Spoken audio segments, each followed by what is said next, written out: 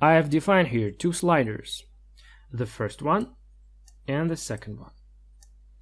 Let's look at their properties more closely. The first one defines tick placement. This property has four possible values: top left, bottom right, both, and none. The first part of these value names defines the placement of ticks in case of horizontal orientation of a control. The second for vertical orientation. Thus, top left means that ticks will be placed on top of a control in case of horizontal orientation, and on the left side in case of vertical. Both means that ticks will be placed on both sides of a control, and none means that ticks will not be displayed at all. Our first slider sets this property to both. And you see on the designer surface that ticks are placed at both sides of a slider. The second sets this property to top left, and because its orientation is set to vertical, ticks are placed at the left side of a slider. The second property our first slider sets, named as isSnapToTick-enabled. By default, this property is set to false, and if it's false, like in our second slider, then dragging the thumb leads to changing the current value in floating point numbers. You'll see that in a moment.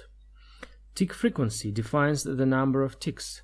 If maximum is set to 100 and tick frequency is set to 10, then you'll see 10 ticks around a slider. Then our two sliders define small change and large change. Let's run the application and examine how all these things work in action.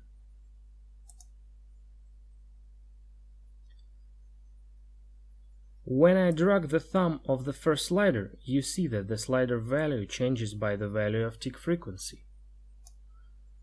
If I press the left arrow, it gets decreased by 20, and if I press right arrow, it gets increased by 20.